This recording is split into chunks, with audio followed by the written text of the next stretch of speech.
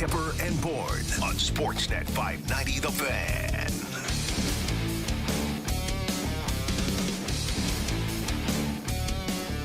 All right, everyone. Welcome to Real Kyper and Bourne. It's an exciting day today. Sam Cam all day long. Sammy, how are you, fella? Doing really well. Not as uncomfortable as I thought I would be sitting here with you, I guess.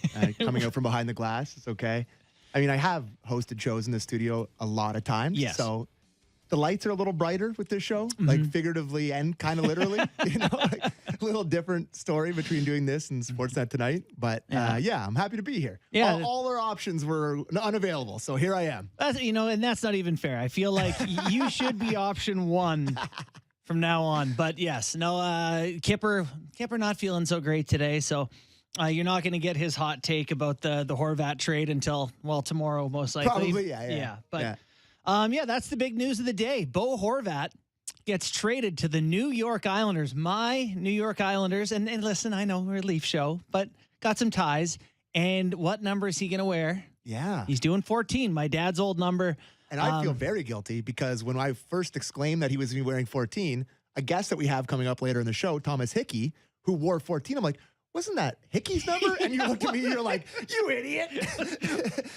Yeah, that's what everyone says when he wears 14. Wasn't that Thomas Hickey's number? Yeah. Well, speaking of, we are going to be joined later in the show by Thomas Hickey, who, former NHLer, almost 500 games. And he's an Islanders analyst for MSG. We're going to be joined by JD Bunkus at 3:45. Bunk's going to come in and chat about the Leafs, all things going on with them. And Jim Ralph is going to join us in like 20 minutes. Sounds good. So we got like a pretty good show. So we didn't get a chance to have any sort of reaction to the Horvat trade. Had the day to sort of process what's happened.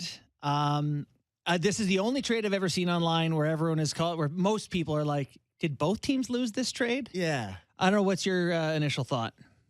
It reminded me at first blush of when they traded for Pajot. Remember when they traded for Pajot and they were kind of out of it? And it was sort of surprising that they did it. And then they immediately signed him to a long-term extension. So that kind of reminded me of that. But I thought it was a little weird. Like, this is not to do with either side of the trade. Yeah. But isn't it a little weird they traded him before the All-Star break? This wasn't going to be there in 5 days? Yeah.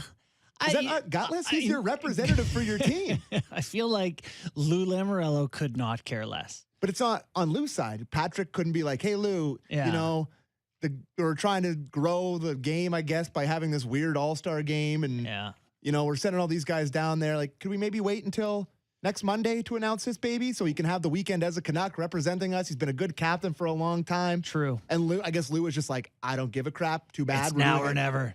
You think that must have been it? I do wonder, one thing I was thinking of is like part of the reason someone asked Alvin about doing it now, and do you think you would have got more at the deadline? Yeah. He's healthy now. Yeah. And like, you don't know at the All-Star game, just another chance for him to not be healthy. Yeah, and it's a major asset loss. So I don't know if that's just the way these All-Star games, I think the worst thing is going to get is a sunburn. It might be the worst injury. Yeah, IR 3 to 4 days with aloe vera. I can see that. But no, that is a good point that, like, it seemed a little inconsiderate. But still, they got what they got. The return is, it's interesting because Beauvillier was a guy that a lot of people, myself included, loved when Islanders had him in the early going. And still really fun player to watch, really fast, really skilled, but he makes 4+, and he's on pace to not get 20 goals again, 25. So reclamation for the Canucks. Atu Ratu is hell of a handle. It is. Like, and that's a superstar name. I heard him say it, and it's all like one word, and he really hits the double A, and there's a U at the end. So it's Atu Ratu. Oh, so if you like were I was going to say, if you were like a stud in Europe, I guarantee they'd have a chant at his home barn for that guy. Like, they'd be clapping and singing for it's too perfect. It's great. It is a good handle. So he's a nice prospect for them, but I think if you're the Islanders, what's he going to top out as? Sort of a second, third line guy. Bo Horvat's definitely a second, arguably a first line guy. And if you can sign him for another 8 years or whatever contract you like, I don't know. Would you like it for the Canucks?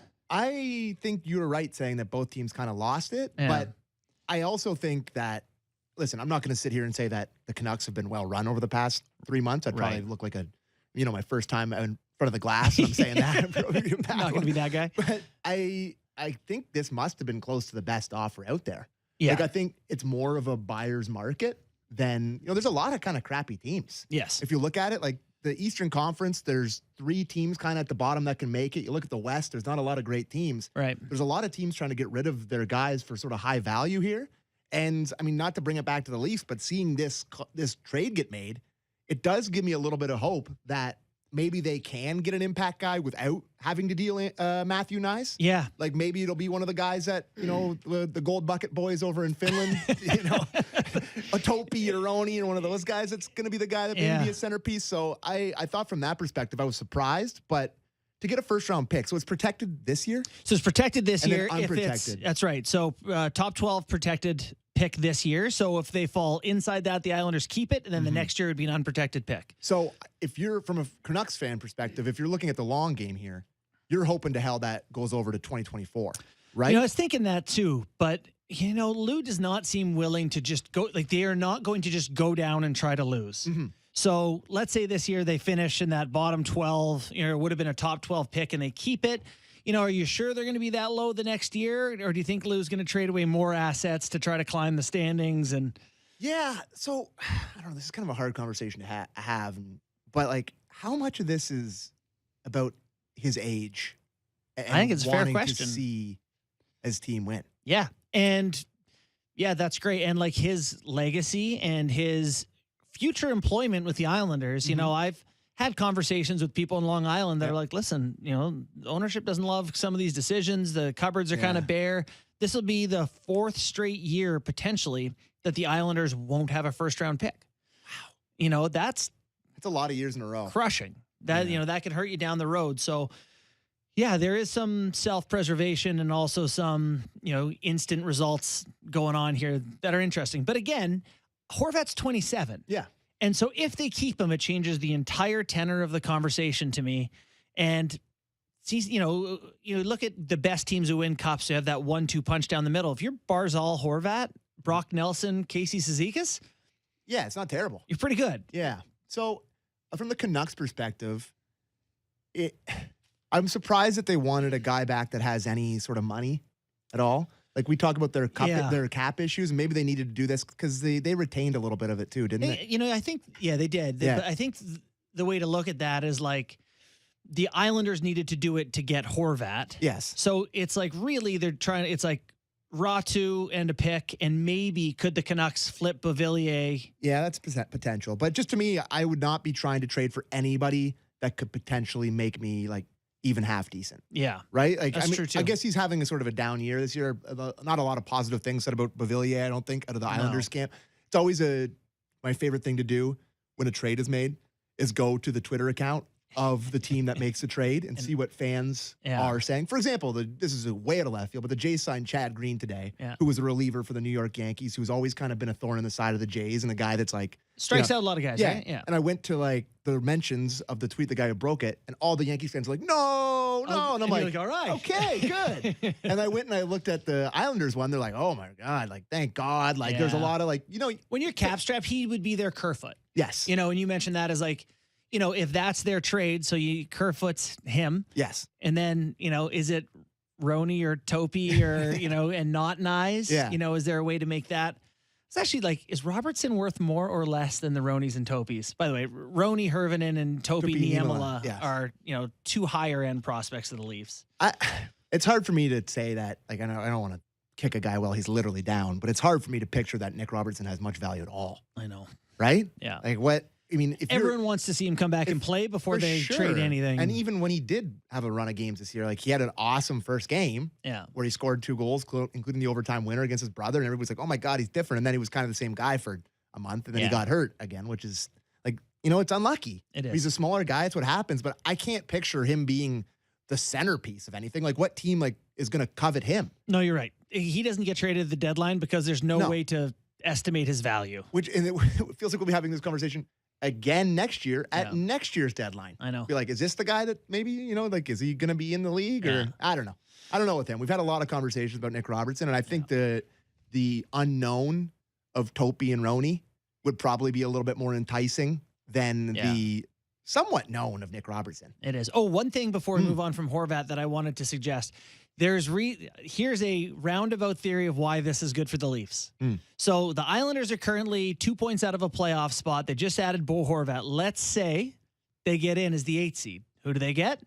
Boston. Okay. The Islanders are built for playoffs. Yes. They are 100%. Like, they may not get into the playoffs because they're so built for it. Like, they don't have high-flying guys who just score goals.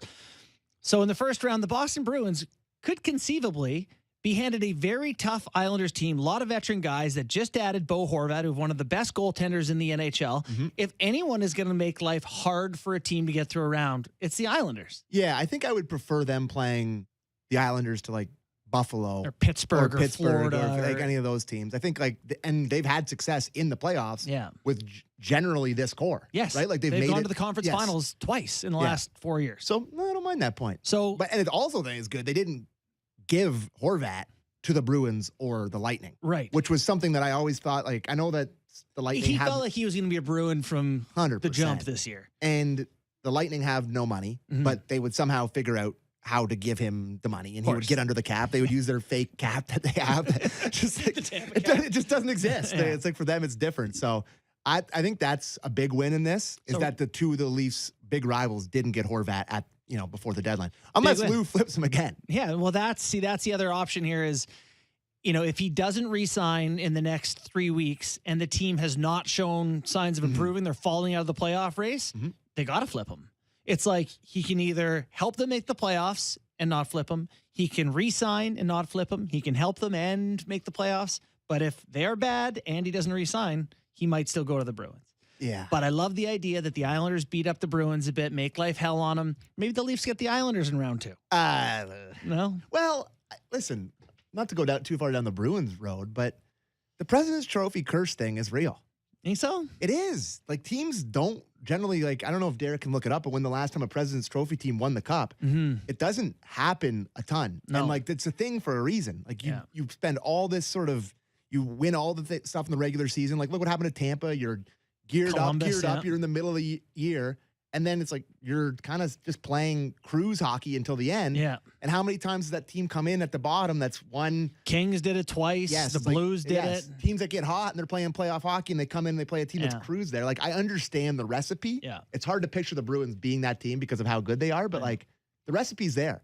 Dan Shaughnessy in Boston wrote an article talking about that, being like about the Bruins. Yes, Dan Shaughnessy's paying attention to the Bruins. He writes a lot. He writes an article here and there. And he wrote like an article like after they lost 2 or 3 games in a row, being like, "Oh, it's happening!" Like, "Oh, it's hard to keep the presence." Yeah, can't keep anyone happy. You know what? Sorry. So the last team to do that is the Chicago Blackhawks in 12-13. That long ago, 10 years since And President's Trophy team was won. 07-08 was the Red Wings. But I have looked at this before. It's if you win the President's Trophy, it's usually a precursor to within the next 2 or 3 years. Of winning the cup. But still, when you win it. And so there you go. That's the Caps. The Caps used to win it, and then in lose the Habs. 13-14 were President's Trophy winners. The Capitals won it, or were the trophy winners in 16 and 17. They eventually won the cup like a few years later. Okay. Yeah. The Lightning in 18. Brandeo is new McKee, by the way. The Avalanche in 2021 won it last year. So, all right. Thanks, New McKee. Thank you. But it's true though. So like that's 10 years. Yeah. Since the team that's won the President's Trophies won the cup. So. All right. And was that a half year, 2013? Yes, it was. 2013 was a half year. It was a half year because that's the year the Leafs made the playoffs and lost the Bruins the first round. And the Leafs would not have made the playoffs in an 82-game season. They grinded to the end to make the playoffs. So, anyways. All right. So all the positive things from the Horvat trade is we don't think the cost is going to be that expensive, and then they're going to beat the Bruins in round 1. How do we do? Good. Don't you think it's a similar price for Meyer? Yes. Like, it's got to be, like, I think if you're... I think Meyer actually has a less appealing future in that he has a qualifying offer. Exactly. So if you're a general manager looking to acquire Meyer, which is a nice little rhyme, you will be like, hey, Bo Horvat, who has more goals than you, is the captain of his team. And does Meyer play center even? No, he's a winger. There He's you a go. center. Be like, Bo's a center. He's a captain. We're not giving you as much as the Canucks got. I feel like there's probably Mike Greer, the general manager of the San Jose Sharks, a little sour about that trade. Yeah. You know, because it's always the first one that sort of sets the market and the first big guy to go, and then kind of stuff trickles down from that. Right. You can't picture it being a bigger package for Meyer than it was for Bo Horvat. So No, that's a really good point. All right, so that is the Horvat trade. Leafs playing the Boston Bruins tomorrow night, their last game before an 8-game break here. what are we going to talk about for those days? Any ideas? Well, is he like all-star related things? We're gonna get a bunch of all-stars on the show. Oh my God. Oh man. You give us suggestions in the YouTube chat, Yes. please. For What would you like us to talk What can we about? cover for a week of off games? But they're talking. this. It's just not the Leafs. Oh, I guess we'll talk about hockey. I know. But every game we'll just do the what does this mean for the Leafs chat. Certainly we're not going to talk about Mitch Marner's skates. No, oh my God. Is that we saving that for the end of the day, or should we have that chat right now? Okay. I watched some clips from practice this morning, and it was like Marner was playing around, obviously practicing, and every clip of him where he would like slow down, every single guy on the team would just like come over to him and look at his skates and say something to him. Like he took a beating this morning about his skates. So they're white skates for the All-Star game, which that's fun, right? Yeah. Do you let people do what they want? And yada, White yada? skates are pretty telling. Well, it's bold. Yes, it is. But they're white and pink with a big chunk of pink on the back, and the picture on it is his dog Zeus riding a shark, Which is riding an alligator. which is riding an alligator. Yes. So that's it's got some Sharknado vibes to it. Like I love like the custom skates and when guys like take cool risks and like they do like Matthews has been doing it for the whole time he's been here. He's wearing the old school tacks. Right. He's got the Christmas theme ones. Yeah. Little subtlety goes a long way. Like you could have your dog Zeus, maybe a little pink, but like to make them white, like the last guy that wears skates this flashy was those Nike Sergei Fedorovs. Well, but those were cool. Yeah, you're Sergei Fedorov. You're the coolest hockey style of You're all time. the fastest guy in the league. I just don't know if Mitch Marner wants the smoke of wearing these to All-Star Weekend. Well, there is smoke that comes with it. Absolutely. And if he's putting the dog on there, That's my last thought. I wish Kyper was here because Kyper would be so conflicted by loving Mitch Marner and not liking the skates. Like if Matthews wore those skates, Kyper would have a field day. But if Marner did, he might have a harder time going to town on him. All right. All right. So we got a few more minutes till we get to Jim Ralph. We'll listen to a couple of clips here from our boy Sheldon Keefe. Wayne Simmons is in. Yeah, again. Tomorrow night against the Boston Bruins. 2 straight games, 3 of the last 4. What do you think? How do you feel about that? I would love to hear what Sheldon Keefe has to say about it, then talk about it after. Let's do that. Yeah, when I looked at our game in Ottawa, one of the things that I didn't like in that game is I thought we were at a time when things weren't going well. I thought that we were real quiet in that game, both in our performance and on our bench, and that's something that Simmer brings. He livens the group, and I really liked what he brought in that sense on the bench and such the other night, and I thought he and his line did a good job for us, and I thought he brought something very similar when we played out in Boston. So for that reason, you want to keep him involved and know that he's an important guy, despite the fact that he hasn't played a lot. What he brings is unique, and it's nice to have. That to me is some statement about what he thinks the team needs. Yeah. Because to your point, and not to steal your point here, but before the show you mentioned like this is a guy they took his stall away before the season. He was not part of the plan. Right. He was gone. He was waived like this. And so now they're like, yeah, we've seen our needs, and he brings energy and talks and toughness and energy and all the stuff that Simmons has that they obviously feel they're so badly lacking that they have changed plans to include him. So I think, not to get too tinfoil hat, but the fact that he's played in a run of games here now is probably a message to his buddy Kyle. That's what I think too. Being like, hey, man, we need a guy that is like this, but better. Like a guy Like that's loud, not afraid, has some clout, ability to lead, can talk to these guys, can keep, because you never want to hear that your team is a quiet bench. No. Quiet bench is not a good thing. God, you're in those tough moments and everyone's just sitting there and you feel the building coming down on you. No, you need somebody who's gonna like stand up there and be like, hey man, like we need, and I guess Simmons has a clout. He's been in the league a long time. He like, can say whatever he wants, even if he's playing 6 minutes a night because he's Wayne Simmons. Yes, he's had a great career. He's tough, fight anybody. Like he's definitely the type of guy that they'll listen to. So to me, I hate him saying that against your, quote unquote rival from your province. Right. I just hate him saying that they're quiet. That sticks with me. They just went away. Yeah. I did note earlier on a show yesterday, I think that like a few teams right now seem to just be going away. Games start to get away from them. They're like, Absolutely. it's mid-season. There's not that same push. But, I mean, I do like the idea of playing the Bruins. It's in Boston.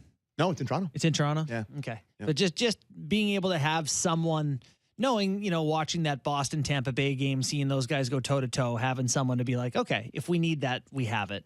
But yes, I would say in the next month, I would say book it. The Leafs end up with someone like that. Like another, like a better Wayne Simmons, basically. Yeah. And like they had Clifford for a reason. And Clifford a little too old and took a penalty or two they didn't like in the postseason. I have never been more mad than when he buried that guy. I don't even know who it why was. I was mad? Because I believed in him. I truly did. I was like, I think this guy has a good sense of when it's time and when it isn't. Yeah. And, he wants to be an energy guy and be impactful. And the worst part is that like spurned them on to one of their most convincing victories ever because they killed off that penalty. Yeah. The building was nuts, and they won. They went 5 or 6-0 in the first game against Tampa. Yeah.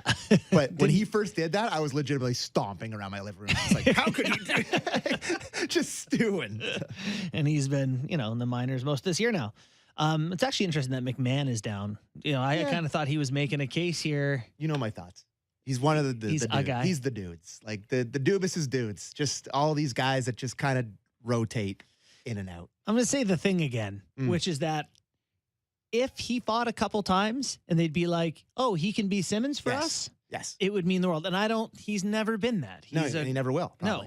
No, I think he's a college, was a college kid and whatever. That's not the type of player he is, but they're looking for someone who will go to someone and say, do something about it. And that's not McMahon. So Aston Reese, Holmberg, and Simmons on the fourth line. That is the ultimate just, What do we got? What's left? Soup. Throw it in the pot. yeah, see what happens. But I just look at this bottom six and you look at Kerfoot again in the second line.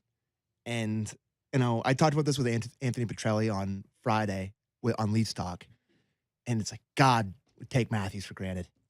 We talk about it, like we nitpick his game and we talk about, he's having a down year and he's only scored 25 goals. 90-some He's points. only on pace for a 50-goal season again. Yeah. And you look at them without him. They miss him offensively, clearly. Yeah. But they miss him defensively almost just as much. Yeah. Like that game against the Sens, they couldn't get the puck out of their own zone at all from the forward. So it's just something that's just, please don't leave. I know. Is that fair? Take for granted the whole thing. Yeah. Oh, we are joined by Jim Ralph. Ralphie, I got bad news, man. It's no Kipper today. You're stuck with Sammy and I. I broke the news to him already. Oh, man. Yeah. Yeah, and that's I did check the contract. I'm not supposed to be on. Listen, we'll double your fee for the day, okay? What's 2 times 0? Yeah, and not my goals against average. You know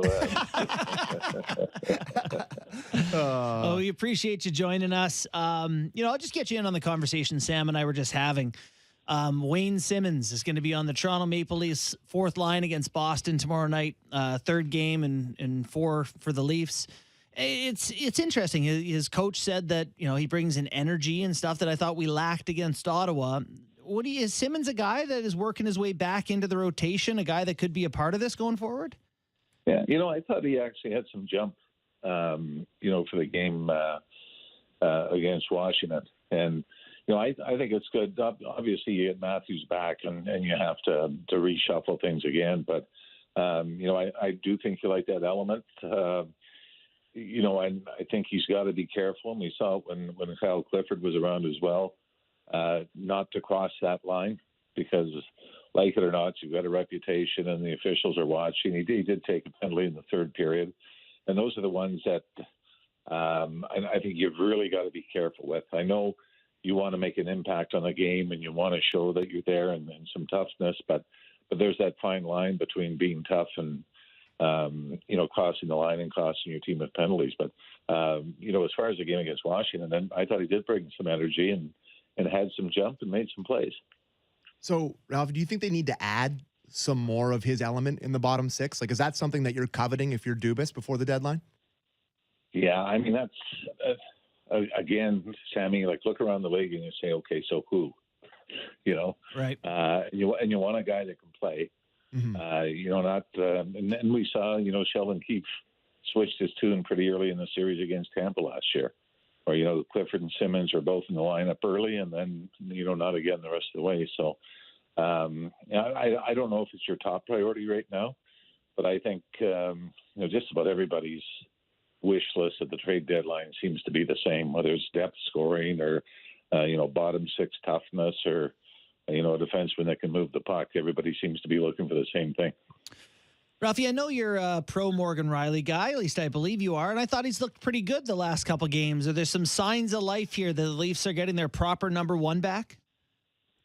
Yeah, and I think maybe the good thing is getting the goal.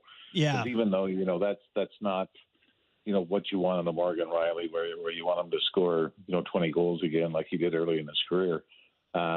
But it's almost some guys just seem to have their confidence tied to their point totals, and Morgan Rielly may be one of those guys. But I also think it was good to get TJ Brodie back. I think he led the team in ice time, if I'm not sure, in the Washington game. So Rielly's a part of it, but I think getting TJ Brodie back and getting that what looks to be their favorite six in regular rotations is a benefit. But yeah, I think there's been signs that, not just Rielly, but I think they only gave up 5 shots in the third period against Washington, which is what they were doing when they went on that 16-17 game run. So I think it's Rielly's obviously a big part of that, but I think everybody's sort of clamped down, and TJ Brodie's return has helped everybody as well. Well, I think you got to give credit to Sheldon Keefe, Ralphie, for how little his top guys have actually played together and how much he's actually patched this. What was it yesterday? We were talking about 7 games that he's had like his quote unquote 6 guys together. Right. It's done an unbelievable job patching this together and kind of managing everybody's minutes so that they look the way they do. Yeah. Now does that include Jake Muzzin, Sammy? No, it doesn't include Jake Muzzin. Oh, so okay. there you go. So even more zero, of a point. yeah. Yeah. When you go back to the start of the year, you're going, it's funny how I think you give Sheldon Keefe a lot of credit. Even the game, what was it, against Winnipeg, where he went to Marner and Matthews together again, and it worked right away. So I think you give Sheldon Keefe a lot of credit for preaching the system, and I think when you look at teams like Boston or Tampa, they have injuries, and everything seems to be plug and play. They just bring somebody up, you plug them into the system, and they contribute. And I think that's what you like that the Leafs were able to do during that stretch. And now, they've got to do it without Austin Matthews. But I think, whether you want to call it systems or strategies or whatever, Sheldon Keefe really has something solid in place for them. How do you think they're affected, Ralphie, the rest of the season, that there isn't some hotly contested race to sell them on before the game? Hey, we got to catch Boston, or, look out, here comes Florida. You're almost looking for reasons to be motivated. And I know that sounds silly in professional sports, but there's no doubt it's harder when there's not some imminent goal to chase down, is it not? Yeah, Arizona and Anaheim are probably going through that too, though, Bourne. True. Although they might be chasing something a little different that's out of their control. Right. But it's I know. It's the old adage that if you're looking for a reason to play, then just think of what you do every 2 weeks on a Friday when you get that direct deposit. That should be your motivation enough. I understand what you're saying, but we've seen it before where, teams get into a slide and can't get out of it before the postseason. And then, all of a sudden you find yourself in a wild card spot. I remember years ago in the Leafs, and I remember exactly where we were because we went out after for dinner. It was a game in Los Angeles. And I think the Leafs were 13 points into a playoff spot at that point. And, we were out with the coaching staff, and they were talking about who they were going to catch. And I don't know if you remember, they had that, I think it was 1-12-1 finish, and ended up making the playoffs or missing the playoffs. So, that you've always got to guard against, that kind of failure and to be on the wrong end of a story that is great for somebody else. So I always, maybe that's my minor league mentality, where you're always looking for the worst or fearing the worst. But, I'm with you, bud. But I always remember that. And that was you remember the Randy Carlyle, James Reimer was just okay. Mm-hmm. That was during that stretch where they were just horrible down the stretch and missed the playoffs. So I think if you're looking for motivation, it's sometimes fear can be the best motivator as well. No, I think that's fair. And I'm sure Keefe's probably preaching that. Like, nothing's settled here. Like, every day he probably has to go in there and say that because, it's pretty much clear that they're going to be playing the Lightning. So you have to probably come up with different sort of motivational factors to give to them to be like, hey, we're not settled, even though probably all of them know they are. Yeah, and even though they've they lost to Montreal at home, Tampa at home, Columbus technically a home game because it's in their building. Mm-hmm. I still think you'd rather, when it comes down to it, have that extra game on home ice. So I think that's probably a harder sell. I think it's probably easier to sell Connor Bedard on Anaheim, saying, boys, let's try to be really bad so we can get guys better than you to come play here next year. Yeah, I think that's the ultimate motivator right there, isn't it? Yeah, that's a tough sales pitch to make. And we had David Amber, who obviously knows his stuff, suggest a tournament to play off for the topic, which is an interesting, it's a conflict for some of these guys. So I do get why, it's a tough spot for the bottom guys. And by the way, I was David Amber's big break. He interviewed me when he was working at Sault Ste. Marie. He interviewed me. And then look at him now. You put him over the top, Ralphie. I'm not surprised to hear that.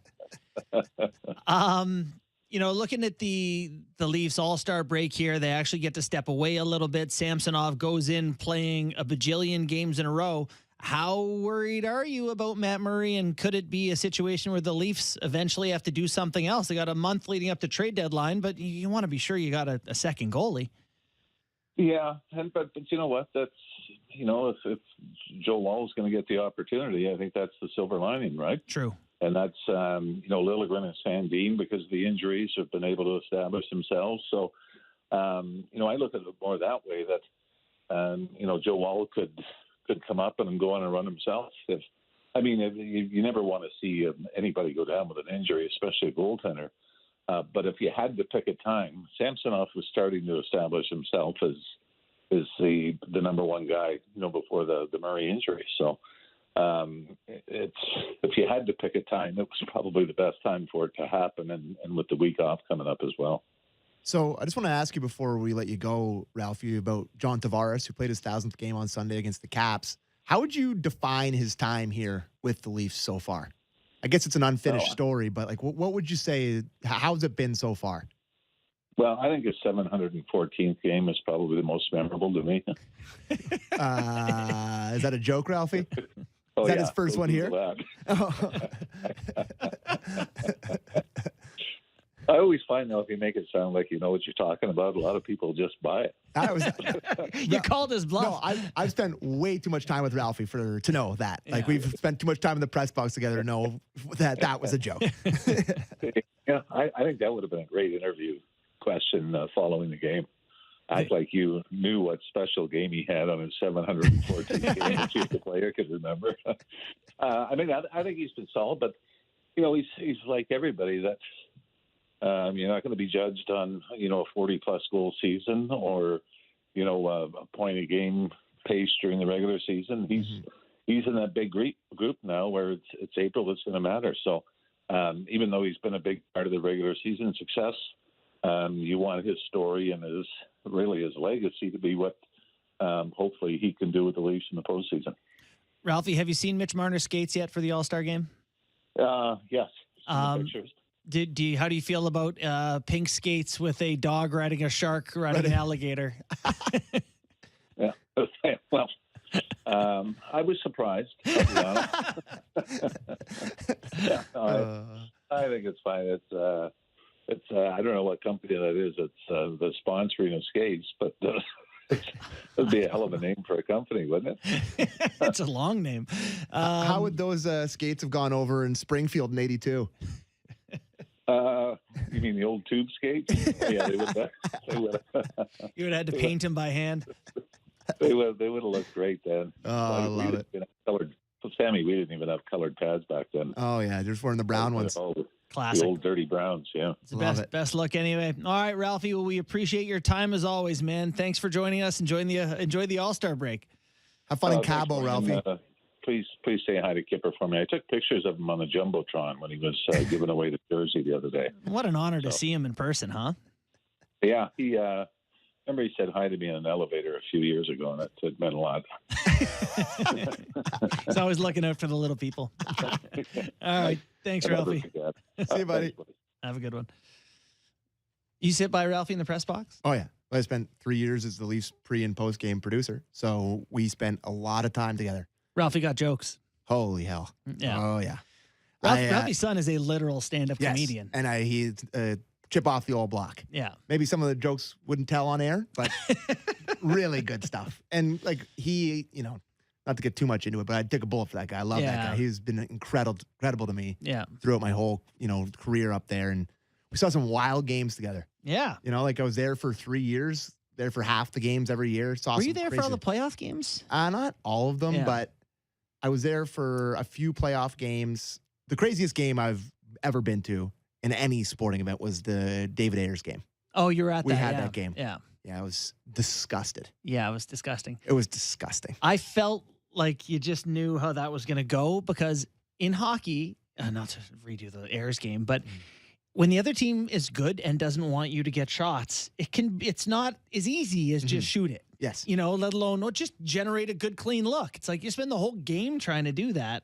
And it was like 1 second into the game, in the time he was on the ice, and John Tavares beat him 5-hole from a And step everyone's inside "It's the gonna blue be a line. joke." I'm like, oh Yeah. my God.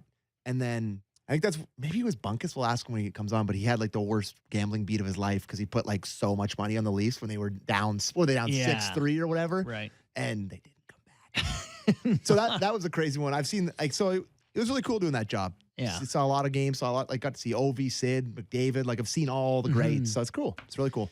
There is something unique to being, being a fan. So when I was with the Marlies, we played in 5 playoff rounds, and I'm the guy up above in the press box, tagging events on the road. And so, the feeling of being invested with a team when you physically can't control anything, and it's a sickening feeling. Absolutely. And I've heard this expression that the farther you are from the ice, the harder it is. So if you're a player, it's hard. Don't even think about it. Well, yeah, but you can control. Yes. You can channel your You're energy. literally part of the game. Right. Yes. You can channel your energy somewhere. As a coach, you a little more stressed, but you can actually put out guys and be involved in whatever.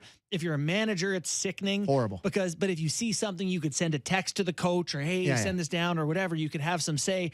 Video coach, no chance. Yeah. Fan, it feels the worst of anyone. Yeah. You just You have got no input on what's about to happen to your emotional state. So true. And being in the press box too, I sat with above with Ralphie and Bonesy, so I could still mix in a little fist bump here and there. Yeah. And in the playoff game last year against Tampa that we went to, I think it was game 2 they lost. Yeah. We were on the actual press row. Right. I was like, this is not for me. I am not sitting on your hands. No, because the one guy was like, oh, I was like, this is not. I do not belong here. I am supposed to be down here with those people, with the fans. So. I do think things are changing though. Dangle is the ultimate. Yeah, but he would fanalist. he would never be in the press box, right? I don't know. I bet she's been in there. Yeah, I mean, maybe. Yeah, but maybe, I don't know. There is sort of an evolution in who people want to cover their teams. We get crapped on when we're hard on the Leafs because people are like, don't talk about our team like that. Yes. Okay, well, we're doing analysis or we're doing fan analysis. Yeah. You can be caught in the middle a little bit sometimes. Before we get to bunk, yes, I want to hear this Keefe clip on the power play without Austin Matthews because I find this is one of the most fascinating things about the Leafs. So can we play that clip there? Love it. Well, it's just, we still have good players. We got other guys out there, and there's a structure in place that, allows the puck to change hands and get to the net. And you see the goal that Bunt scored the other night. It maybe has a little bit of a different look with the power play when Austin comes out, but then you put another guy like Bunce in there. Now you have him in addition to John, who 2 guys now that are hungry in the slot and then around the net. So there's still some positive things there, and we saw some of that come out on the fact when we use the 5 forwards. So I think the fact that when Austin comes out and we don't go to 5 forwards necessarily, but you get Bunce back involved, and he's had that experience now, and what he's taken out of playing with those guys with the 5 forwards, I think you're seeing some of those benefits from it.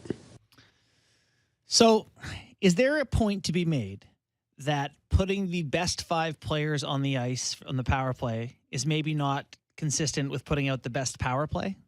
Yes. I think everything he said in there points to that. Yeah. To me, I think maybe in the playoffs, you load it up when you need a big goal or whatever. But throughout the regular season, to me, you have a minute on and a minute off, and you create like an internal competition where you have Marner and Tavares on one and Willie and have 2 units. I'm begging them to have 2 units. It is interesting that they haven't even attempted 2 units where they're just kind of doing a 1 power play thing. Yes. Yeah. No, I've asked a power play coach about would he rather have like the 5 most skilled players who just acting creatively out there, which to me would be hard for defenses. That's kind of the Leafs. Right. Or would you rather have guys that just stuck to what you're teaching them? In the power play meetings, they'll show you, okay, you're up here. We want to run it down there, get over here, and that should move them there. And he was like, I want the guys who will execute the plan. Yes. And I have seen the plan executed, and it works better than 5 freelancers. Not that the Leafs are freelancers, but there's something to be said for guys who stick to their role. Bunce will play in the crease. But JT will be in the bumper. He mentioned Bunce, 3 times in that clip? Bunce. By the way, that's not saying Matthews shouldn't be on the power play. Of course you he need should. Puck retrieval guys. Yeah. Like you need a guy that's going to find a puck, dig it out, kind of ring it back to the point. Yeah. You don't give it back to the players and go back and be the grunt again. They don't all have to be superstars on it. And I think sometimes they got 3 good flank guys. It's a problem. And I think they kind of get lost in what their role is so it's 4 points better without Matthews in the games he's missed. It's 27% without him and 24% with him, like for his career. Yeah. I think it's so weird. I think it's just a matter of not forcing it to any one place and keeping a free mind to whatever the best option is. They defer to him, which they should. Right. And he's a wonderful power play player, but I would like there to be 2 units. And I'm not. Today is the day since Kyper's not here. You can put Marner in the second unit. And then I've been dying to say it all year long, but no. We better go. Okay, let's get to break. After the break, we're going to talk with JD Bunkus, and we'll pick up some more of the same stuff. We'll see you in a few minutes.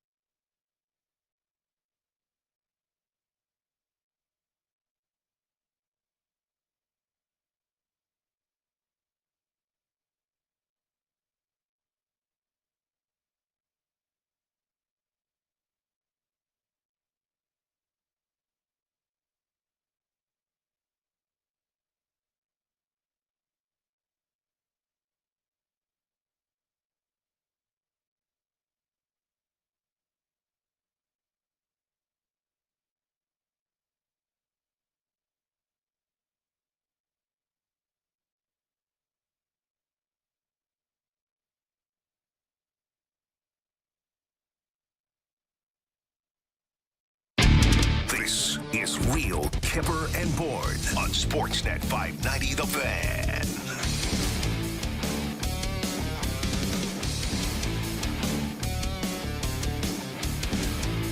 Welcome back to Real Bourne and McKee and Bunkus now. We're joined by the great JD Bunkus. You there, man? I'm here. Hey, buddy. Did you What's up, know? fellas? Did you know that Sam McKee was just tweeted by the Owen Sound Attack and referred to as Sam Alton, Yeah. which I believe is his middle name? It is my middle name. No, it's his mom's name. It is. Well, it's my middle name. My name is Samuel Alton McKee, and my initials spell my name, Sam Alton McKee, S-A-M. Wait, your parents, that's Damn. actually your middle name, is you took your mom's maiden name as your middle name? Well, my mom didn't change her name when she got married. So I Yeah, have but two that's not a names. middle name. Oh, That's a what do you- hyphenated Oh, you want me to hyphen it? Like, what do you who am It I? is a middle name. Bourne. No, that's not a middle name. A middle name is like a given middle name. Like you're Yeah, just they gave him the middle name Alton.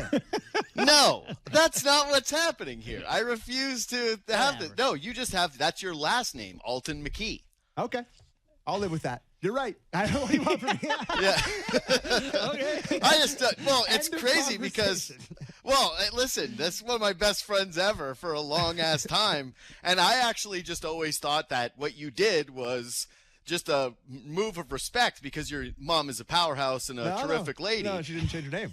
And like, well, you do. You see this a lot. Like, I'm a child of divorce, right? I think Bourne, you Yeah, as well. yeah. And so oftentimes children of divorce will take the name of the parent they like more, which is oftentimes the mother, let's be honest here, like, and they attach it. Like they co-opt the name. I didn't realize that was like your actual given Yes. birth name. Of course.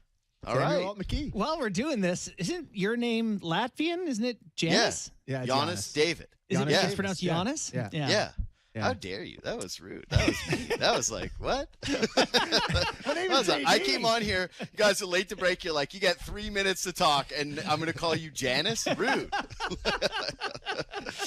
Let me start the segment by Oh, apologizing. no. Didn't? No, well, let's not go down that road. We have derailed before we started. You were listening to the three humans who do Leafs talk. Oh, yeah. The post-game Leafs reaction podcast, which is taking the internet by storm. It is. It's actually Really doing pretty is. well. Yeah, I love it. It's doing very well. Yeah. And this is the time where you say, if you like this kind of banter, you can Yes. subscribe, and you can leave 5 stars, and that helps us out. Do you think after that conversation, it's a time to ask people to like us? Here's the thing. A certain section of the audience could not hate this more. but we're kind of trying to key in on the people, the folk that get it, you know? The people Listen. that get it. Kipper's not here today. You don't get Yeah. the Kipper stuff. Okay, you're Yeah. stuck with a bunch of this stuff. Yeah. Yeah, exactly. There you go. Yeah, exactly. Here's that's actually how I'm buoyed, is that the people who showed up for the haters of that, Yeah. they were like, the second they heard no Nick today, they were like, I'm good. Time I got other for things to do. Music today. yeah, exactly. Time for Steely Dan. Oh, I love Steely Dan so much. Yeah, All fair right. enough. All right, so let's talk about the Toronto Maple Leafs. There's a big trade. I believe you're aware of this. Horvat goes to the Canucks. Came in today and chatted with Sam, and he goes, I actually feel like that makes me encouraged about what it means for the Leafs in terms of the cost of what it's going to take for them to get someone. It wasn't everything to get one of the biggest names, and I understand he doesn't have a year after this, but how, what was your instant, what does this mean for the Leafs' reaction to the Horvat trade? I know that everybody who has, well, actually, there were like a million different opinions on this trade, which I love because this is one of those things like I need to pull the Shaq meme for the prospect that went the other way. Like, I'm sorry, young man, I'm not familiar with your game. Like, I don't know you. You played 10 NHL games. My understanding is he slipped in the draft. He's one of those kind of like redraft candidates, which for my liking, that reeks of a Nick Robertson, right? A guy who was in the second round that some people thought could be in the first round, who some shine is off of the player. So I went, okay, so if the Leafs were going to get in on a Timo Meier trade, would it look something like their first round pick, Nick Robertson, and a middle 6 forward who has some speed but is kind of underwhelming at times? Sounds like Pierre Engvall. That sounds like the exact trade that the Leafs could put together for Meier. Like, if that's the trade package for him, that's like you do that in a heartbeat, right? You don't even bat an eye. You just do that immediately. Yes. I don't think it's fair to compare Robertson to what's the name again? Atu Ratu. Atu Ratu, yeah. Why? You think he's better or worse? I think there's more proven at an NHL level that Nick Robertson may not be a guy than Sam Atu thinks he's a Ratu. non-entity as an injured no, player. I don't think that's not how I feel about it. You think he has you think he had value? Yes, because I ask people about it all the time, and they still consider him to be a B prospect. Here's the thing with Robertson that, like, this is where we're too close to it, right? Because we watch every night, and we have these expectations of the guy and all of this stuff, and it's like, okay, sure, but you have to think of, one, he's young, and there are certain qualities, right, Bourne, that you just can't teach his shot. Right. And so one organization is going to look at him and say, if we just play him enough times, he's going to score 20 goals. And that has value. True. And so his game is not going to be perfect, and he's not – I think it's pretty clear at this point we know he's not an A prospect, or he's not someone that the Leafs, if they trade, it's going to come back to be an all-time haunt move. But, yeah, I think if you're a team like the Sharks and you say we could get a young guy who's an American-born player from California who might score 20 and has a wicked shot – yeah, like you could talk yourself into that. I don't know why he would have less value than a guy who hasn't even proven at all that he can score at the NHL level. Like, yeah, but I don't know. I just view them as has kind Robertson proved he can score at an NHL level? I think if you give him a puck on a tee. Like, dude, if you give him a puck in the slot, like, yeah, sure. I gotta say, no, but for real, I actually think Robertson is one of those perfect guys that if I was another organization, I would be trying to buy low on. Because you think about all the pressure that comes with this market. He worked his ass off. He showed flashes in the preseason. That's more, again, I'm not as plugged in with the Islanders. So, Bourne, maybe you can tell me if I'm wrong, but Ratu hasn't had those moments with the Islanders like he had as a preseason, right? Like, yeah, he had doesn't one have this the year. AHL track record. But you know right? what it is, too, for me is, you hear people say this a lot, but the organization always knows on guys before the rest of the league. And I wonder how they feel about Ratu. If they saw him come up and play 10 games and Lou goes, look, he's going to be Michael Del Cole or Josh Ho-Sang or the next guy who's just, we want to be a guy and isn't a guy. Yeah. He might be that for them. I'm in favor of generally moving those guys when you're like, this is taking longer than we hoped. And all of a sudden you have your first thoughts of it may not happen at all. I think you're there with Robertson. I hope you're right, Bob. Yeah. I hope you're right. But I have a hard time believing that any team's pro scout is going to come back to them and be like, this is the guy that we should center a package around. But I just said that it's a B-level prospect. Like, clearly, again, Nick Robertson has a clear, valuable NHL skill. That is the most coveted one, which is elite-level shot. He has a shot that Austin Matthews looks at and goes, wow, look at that shot. That has value. No question. That's a thing. And so you gamble on traits like that. You gamble on upside like that across all sports, right? That's the quarterback with a massive arm, right? You do it. That's the cornerback who can't cover, who can't read a coverage, but he can run a 4.3 40, and you go, boy, if we could just do this. And I think that will always have value around the league. And again, I remember speaking to Fuda about this, and he called him a B prospect. And if Mike Fuda, who is genuinely one of the most successful at scouting in the last, 15 years? Like some of the best amateur scouting that we've seen in the last 15 years. If he's calling him a B-level prospect, I'm taking that more than the Leafs fan base saying this guy's a write-off and this guy stinks. I don't think he's a fit for this organization anymore. I think that he's clearly a guy that can be available in a trade. He's like Blake Murphy calls them redraft candidates, right? Guys who just have skills but are not fitting an organization anymore. I think he's still that. Anyway, the point of this is no, I don't think that the Sharks are leaping at it. I don't think that they're overly excited about it. I don't think that it necessarily puts you at the top of the pile. But if we're just using that trade as a framework for what a high velocity rental is, I'm with you guys. I think that's a price that you as a Leaf fan can swallow, because to me, it's basically like the pick, who cares? Like any of the other prospects, who cares? Yeah. There's one guy that I don't want them to touch, and it's Matthew Nyes, because they haven't hit on guys who can play in the top six, who are young, controllable forwards with his skill set.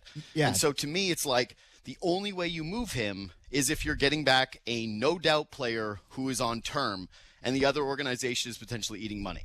Like, that's the starting point for that. Everything else, I'm good with. Doesn't it seem now that trade, it's pretty clear that they probably won't have to give up Nyes to get one of the guys? Like, there's no way, they're looking at Ryan O'Reilly or like a Barbashev or like a Taves or any of these guys. The market has kind of been set here by this trade to me. Like Bo Horvat was the best available kind of guy that we all talk about, other than like Erik Karlsson or whatever when pie in the sky. Like me and Borny talked about in the first block. Like I think Bo Horvat has more value than Timo Meier does in terms of him being a center. He's scored more. Meier's also got a $10 million QO, which so hurts. It depends on what you want to do with Bo Horvat, but like as a pure rental at this point, I'd say he has more value. So to me, the market's kind of set with this. The only thing is that I would say to you guys, like, we just did that trade first in Robertson and Engvall. It's like, well, the thing we're not factoring into this is that pick the Islanders could be giving up could be the 13th overall pick in the draft. That's not where the Leafs pick is going to land. That's a good point, And we know the value between these picks.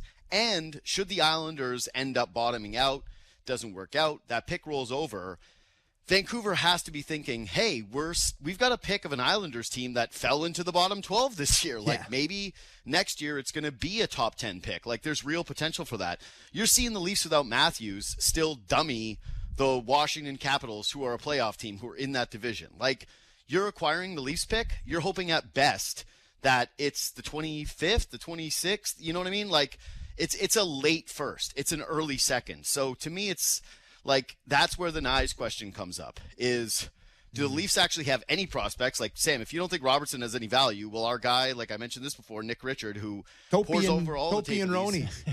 Well, yeah, the that's gold what I bucket mean. boys. He still Same has player as that far as we guy as number 2. So it's like, what do the Leafs have, if anything, to get into these conversations? That's where it gets spooky. That's where you are an organization that has to overpay because you can't get into the conversation with anything else. All your assets, your other assets, kind of stink. Kind of feels like that's why Sandin to me might end up being on the table, is just simply because they don't have anybody to pull from in the prospect system. Yeah. So it's you guys have been watching the Leafs in Toronto for a long time now, and you mentioned that they beat Washington like going away without Matthews. What are some of the things that we take for granted with this team and its success? They win all the time. Yeah. And we come in here and we bury certain parts of the team and they win. So what during the years where they just couldn't beat anyone, is it just the elite players? Because they win without those guys. Yeah, but they still have a bunch of other ones, man. Like, that's the thing. This is kind of goes to the John Tavares conversation from yesterday with the 1,000 games. Like, not a lot of teams have John Tavares as their number 2 center, a point-a-game player. Not a lot of teams have Mitch Marner as their team's second best player, or maybe third best, the way that William Nylander's going right now. Like, they just have such a luxury of top-tier talent that I think during the regular season, and this is why it's like when we bitch and moan about them, I still think it's fair because those guys have proven they can be awesome in the regular season. But this organization is clearly at a point where, hey, the sport is physical. The sport does take bite. The sport does take maintaining your level in big moments. And those guys haven't proven that there. And so until they do, like, I don't really care. And I don't think too many people do care about their ability to cruise through teams that clearly can't match their talent level in a regular season. It's when that talent, doesn't matter as much, which I think is in those moments where those intangibles do show up.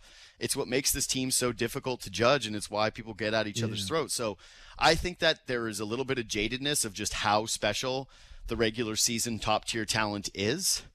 But it's really hard to embrace it when all the chips are down. It hasn't been able to be the same. Yeah, that's exactly it. It's just the regular season success measured against the postseason success, I think, is the number one reason for the sort of resentment that people have towards it. And listen, I've convinced myself that guys are really good. Like, for a long time. I was going to say, like, your top guys were Kessel, Kadri, JVR. Buddy, those guys are the 50th best in the league? Even before that. Like, I had a lot of Nikolai Kulemin conversations and Mikhail Grabowski conversations. And, the Kulemin-Grabowski, Clark MacArthur line at one point was in my the highlight life, of our lives.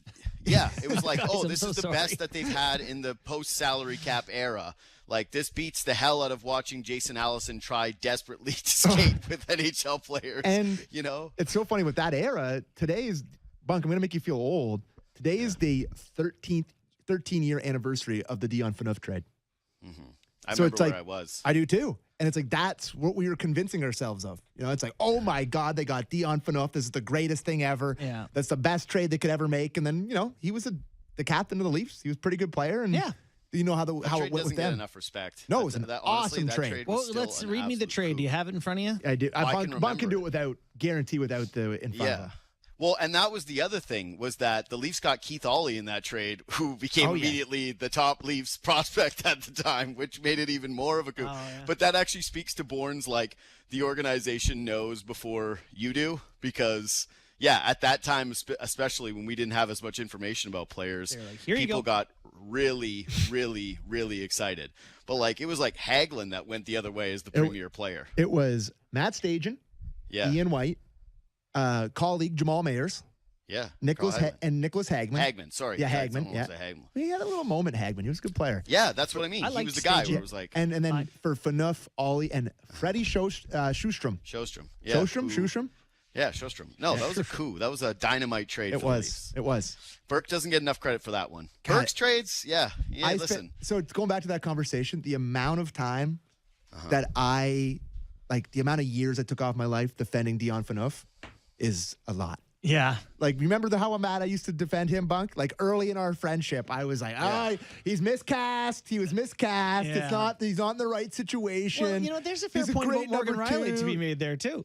You know, the Leafs have a generation of number that one- twos as a that number hit, one. That hit too hard. Sorry. Yeah, that hit hard. No, well, here's the thing, though. This is kind of what frustrates me a little bit is, like, just because this organization hasn't had anything doesn't mean that you should just simply be, like, thrilled about regular season success. To me, there's actually something even more infuriating about this group than those other years we're talking about. No, but you'd Like- rather have the Yeah, of potential. course. You're playing towards Bourne, hope. Yes. No, of course you'd rather have this. There's no doubt in my mind that this is the thing that you would most want to have. I'm just saying that from a frustration standpoint, this mirrors the frustration you had watching the Leafs finish ninth, where you would go, this is the worst place you can be. Yeah. To me, wasted talent, right? Like, when you guys get mad at someone, do you get mad at the person at work who's just, like, in way over their head and not capable?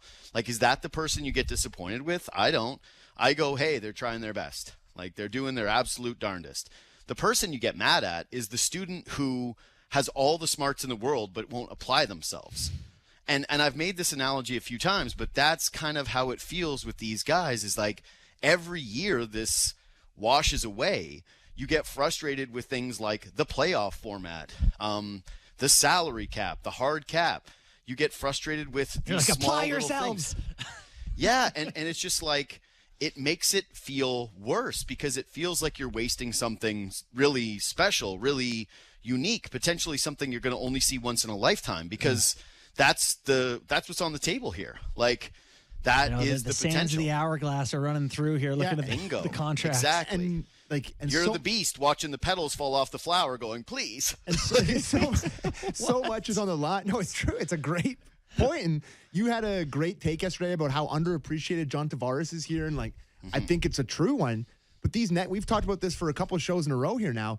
And I haven't got your take yet on it, Bunk, but these next 2.5 years for John Tavares' legacy in Toronto are so massive. Because if they don't have any success, like, listen, if they go to a conference final with him as the captain, he's still lauded. Like, he'll be loved, you know, it won't be lauded, sorry, he'll be loved throughout this city. Like, it'll be a huge conversation about what a great leader he is.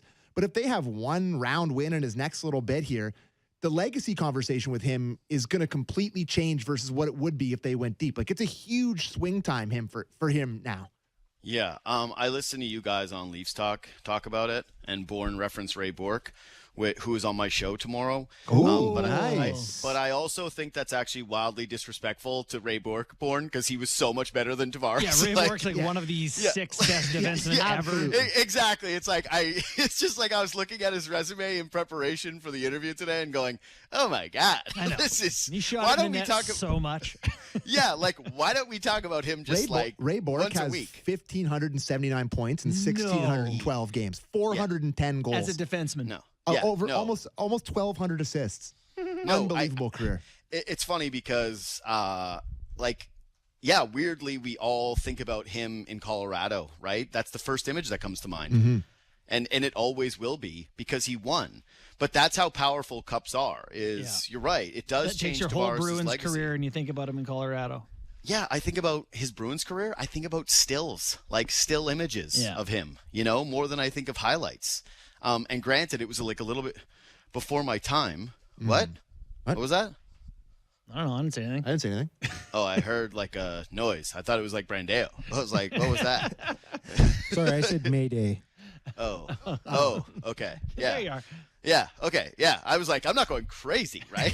Like, you guys didn't hear anything. Like that was, yeah. Anyway, yes, it would be massive for his legacy.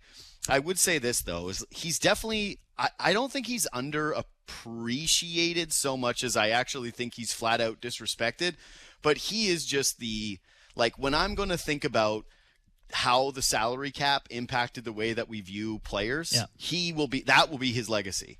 Because it's like he's a point a game guy who came to Toronto, the thing that we dreamed about as Leaf fans, as kids, as far back as Lindros for me. And I'm talking about like Lindros in his prime, not when he showed up back then. It was like every player you'd be rumored of who's going to be the savior, who's going to be the guy that's not afraid of the pressure of Toronto and is going to sign here and do all these things. And he does it, right? He is the guy who does it. And you would think that automatically that would just have his legacy set in stone, right? A pure, dyed-in-the-wool, number one point-a-game center who scores a hellacious amount of goals. Scored 47 goals his first year here. Yeah. 47. Yeah. 4-7. And still, it's like when people talk about him, they go, yeah, but the money. And you go, what are you talking about? But it's like I can't blame fans for it because this hard cap has been the worst thing that could ever happen to the NHL. In the NBA, they have it. You have bird rights. You can find your way around it. Your team can play into the luxury tax. In the NFL, you have non-guaranteed contracts. You can cut guys. You can restructure salaries. You can figure out creative ways to kind of keep your team together. In this league, and in baseball, obviously no salary cap. In the NHL, it's a nightmare. Like, even look at this Bo Horvat trade. Like, imagine this. Imagine having to be a Vancouver fan, watching him get traded and going, or even being an Islanders fan for that matter, where you get this trade where really you paid nothing. Like, okay, a first-round pick, maybe that turns out to be a good player, but you got someone who could score 50 goals this year, and the automatic reaction from so much of the fan base is, well, what's he going to get paid? Like, it's so bad, and it's such a horrific thing for all these players because the only way that you can be loved is to either take way below your market value or for the team to luck into you on a rookie contract. Like, it sucks. Don't worry, Bettman was named the 2023 recipient of the Sports Business Journal Lifetime Achievement Award today. Yes, he's amazing. He's so great. Just ask him. Like, he ran a secret poll, and it said he's the most popular guy in Our North fan American research sports. says And they also that. said board ads were sick. Yeah, I know. All right. That's All right, Bunk. incredible. We got to get to break. Thanks so much for your time, buddy. Appreciate it. All Thanks, right. Bod. Love you guys. Talk to Bye-bye. you later. You too. All right, we're going to get to break here, and when we come back, we're going to talk with Thomas Hickey, former NHLer and Islanders analyst for MSG.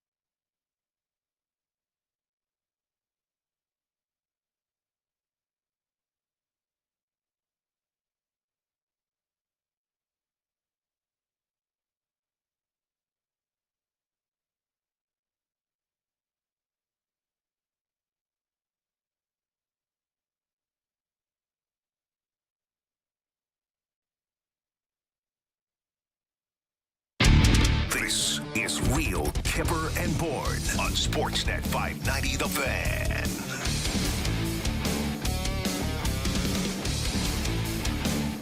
Welcome back to Real Kyper and Bourne. I am Justin Bourne here with Sammy McKee. Some big breaking NFL news. Is that right? That if we were in the States right now, Yes. this would be like, we'd have to explode our show. Oh, no. That the Broncos are finalizing a coach trade to send Sean Payton to the Broncos. So he's now going to be the head coach of the Broncos. Coach trade? Yeah. Wasn't he not coaching? Wasn't he in New Orleans and then Yeah, retired? but he was still under contract, and he went to Fox, and he was Oh. on Fox, and now they're going to trade him to the Denver Broncos. Imagine if you could trade NHL coaches. You probably can. Why not? They've done it in the NBA. Doc Rivers went for a first-round pick. I don't think you can. That's honestly, like, we talk about hockey every day, but that is massive news in the States. That's going to be leading every single sports talk radio show. Anyways, just want to put that out there. It's a big one.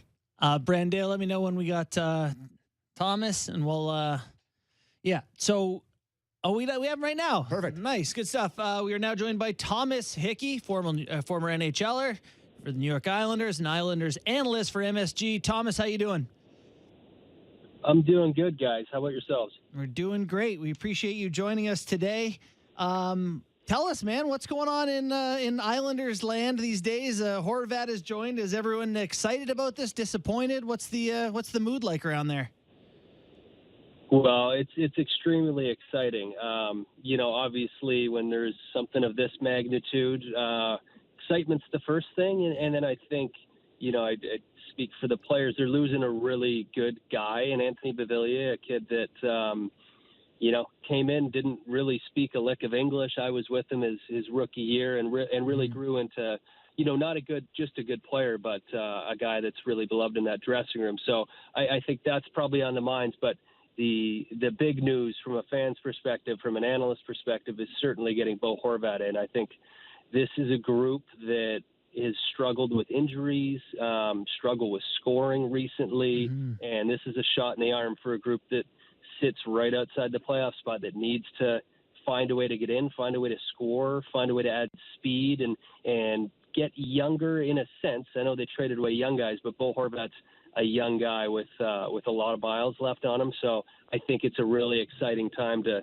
think about how you can further your playoff chances in adding Horvat. I mean, I think that's about as good as you can do. So what does that do for the room? Like you say, Beauvillier is such a beloved guy, and, you're trading him out. You're bringing in like this impact guy. I guess it's sort of a wake-up call in a way, but you're losing a guy, and then, you have the new guy come in, and what's people's relationship toward him? Like, what's the dynamic when a big trade like that happens with a beloved guy going out the other way? Well, I think a lot of times there's a bit of shock, and at the same time, this is a group with extremely high expectations, and, not just internally, but I think coming into the year, a lot of these guys expected big things, and they're not in the spot they are now. And when that happens, these changes happen, and you're a professional, and you just have to go with it. And as far as the dressing room dynamic, no, I don't think it's going to hurt one bit. Like I said, this is a business. Guys have been through it before. Some guys get traded to places they love, and some guys have to leave places and go to new spots. So I don't think that there's any dressing room issues whatsoever, but probably a ton of excitement, understanding that it's a business and you're losing a good guy, but from everything I've heard, you're also adding a quality guy, and a guy that was a captain in the NHL at a very young age in a tough market. So if anything, I think it will add a new dynamic to that dressing room.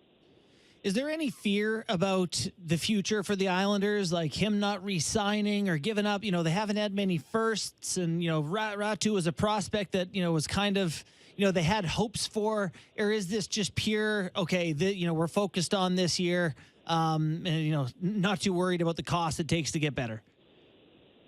I think that's exactly it. Obviously, you trade away a first, you trade away one of your top prospects, and Beauvillier, as we talked about. The eye is clearly on this season and solely on this season. This team's built to win now, just the way contracts are structured and everything, and the expectations are to do now. So I think that is the primary focus. Obviously, you lose those younger pieces. who knows if Horvat's going to be part of the future. I would assume that there would be a push to get that done or an interest. I'm speaking on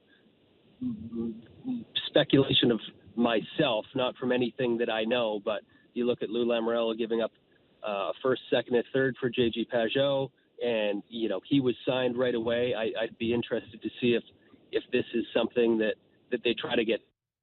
Maybe it takes a little bit of time, but you can certainly bet with the price that was paid and how highly they think of Horvat would be zero surprise at all if they wanted to keep him around long term. So maybe that's something. And you've also got, I'm sure Lou has thought this in very many directions. And if 30, which I don't know, there's other ways that it can go as this season goes on. And I know there's not long until the deadline, but there's alternate plans you could make. But I think it was made with the intention of getting this team in the playoffs, a team that management really believes in, giving them that chance, because they've proven once they get in that they can do big things. So I think the focus was strictly on what does it do to our team right now in the immediate future to help us get where we want to be.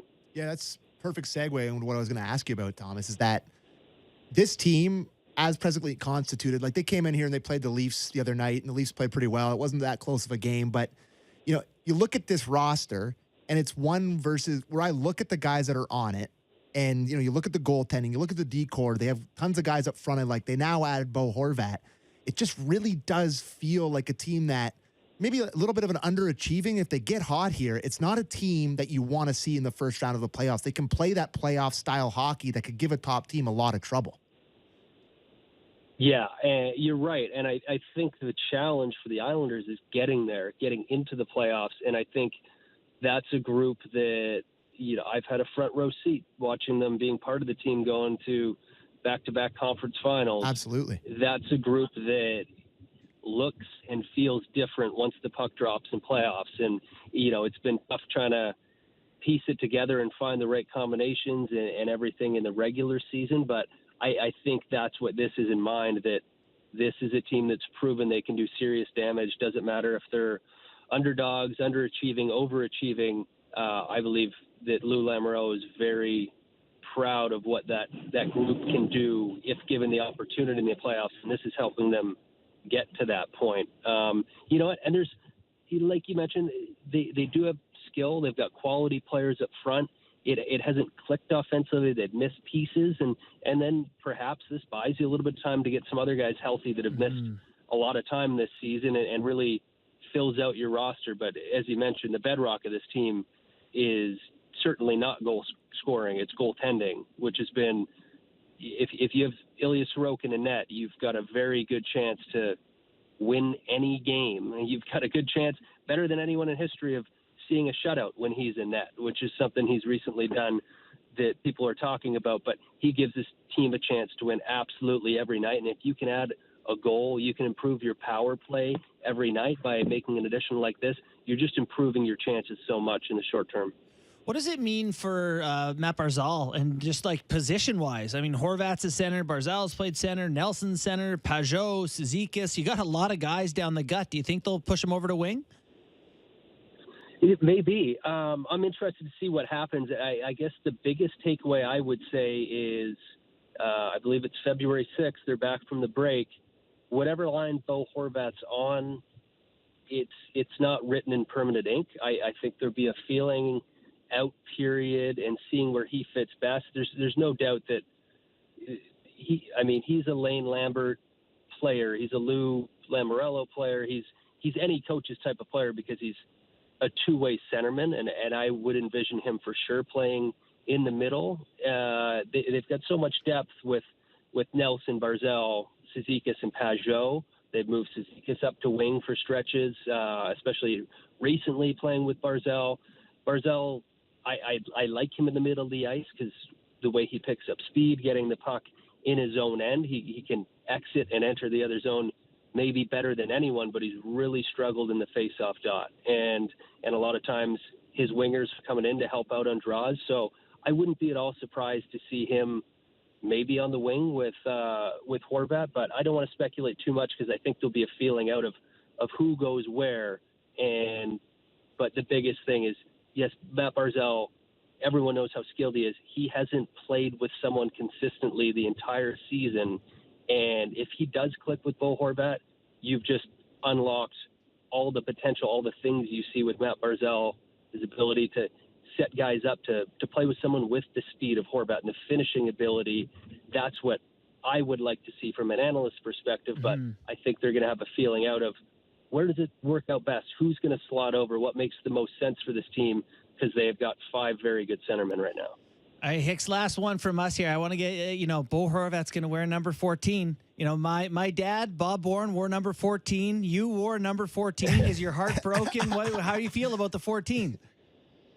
Well, he's going to wear it much better than me, and I'm not sure if if he wears it anywhere as well as your dad. That would be very well done. But I just found out about that. I had a good laugh. Some guys have worn it since me, and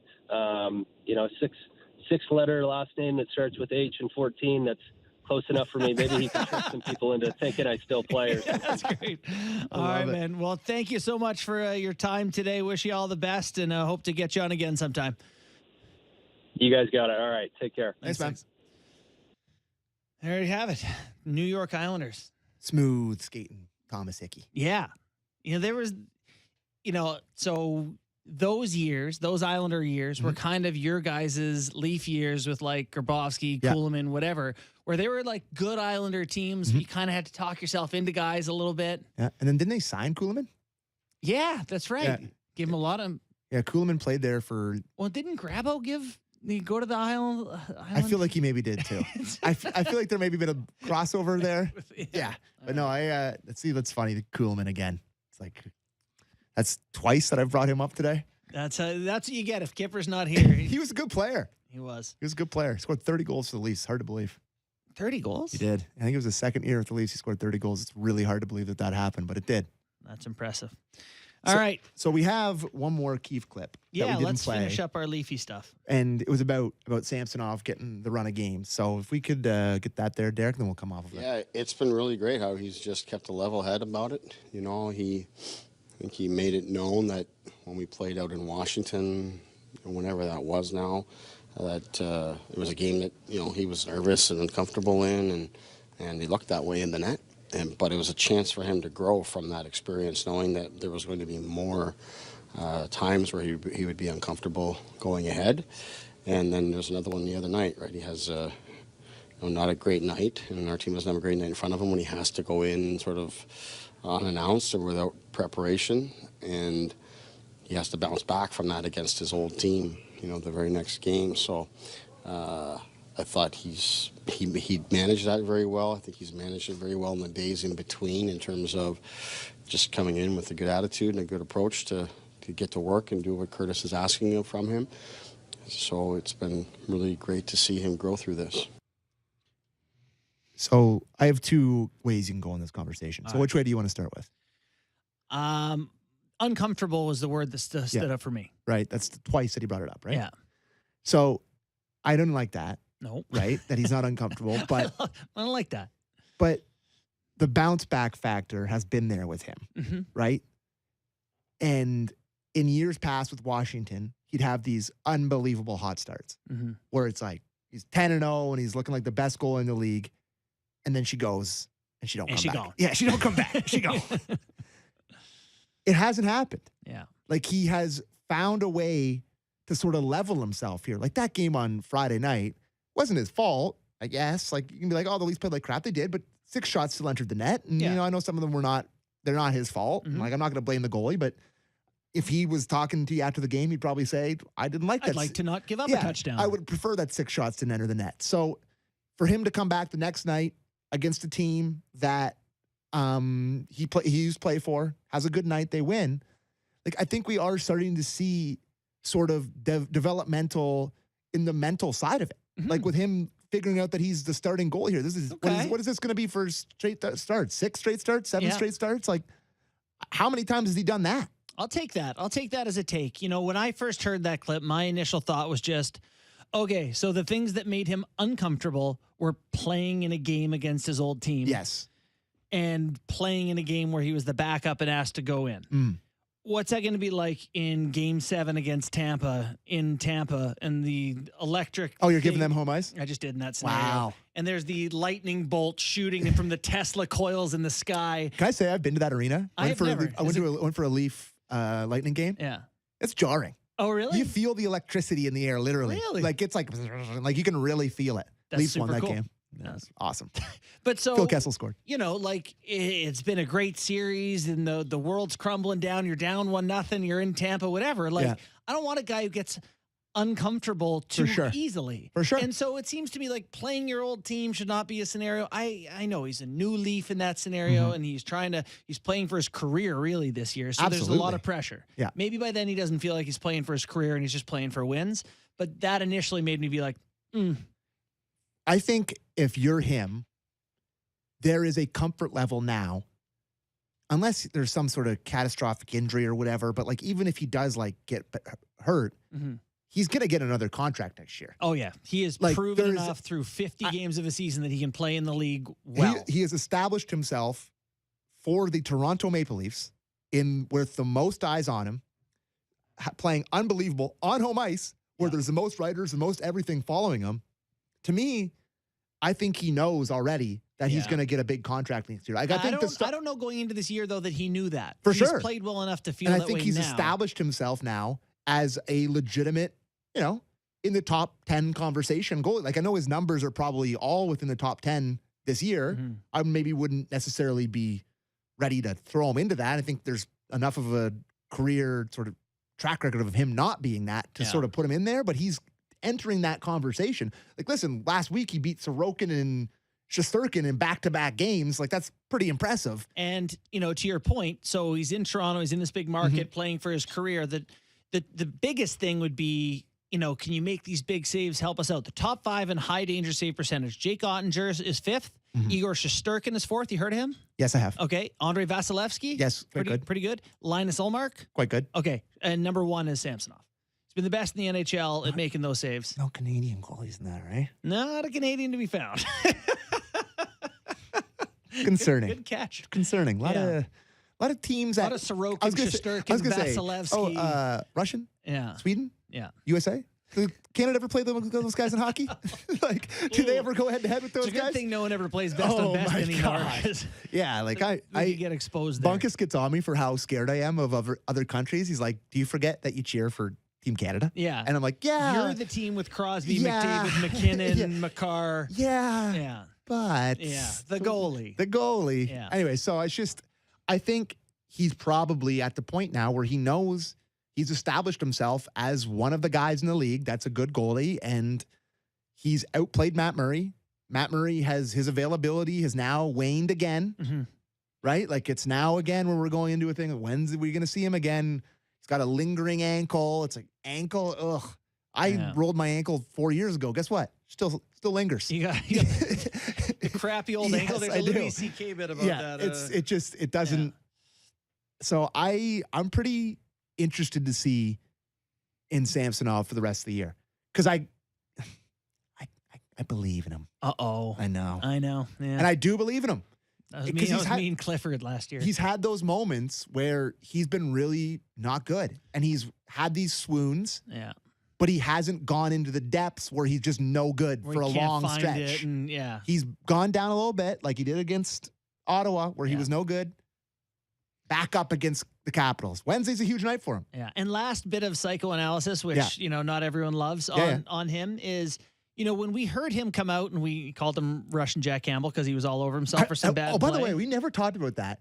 That you created a thing. Oh, yeah. And it was people are calling him, I am people. It was me. Yeah, let's move on. That's you. At hockey one morning, a guy, he's like, I heard someone call him the Russian Jack Campbell. And I was like, this guy. That was probably, you heard me say that. But part of that, I think, is that, when you don't know language and nuance, you know good and bad. Yeah. The same way that I know them for French, and I would use bad. So there's not really any way to delicately say, my expectations for my performance in that game were substandard. You're like, I'm bad. I'm bad. I'm bad. I'm sad. Yeah, I'm bad. I'm sad. What else do you need? Honestly, kudos to Samsonov, because he's not clearly English is not his first language. Right.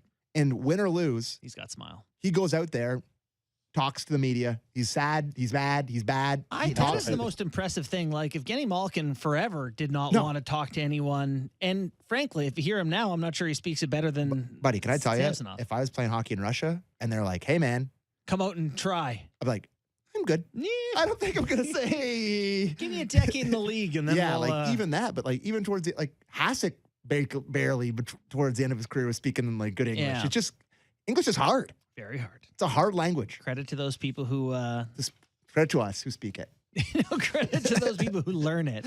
Is what I was going to say. All right. So do you want to do Commissioner Gary Bettman?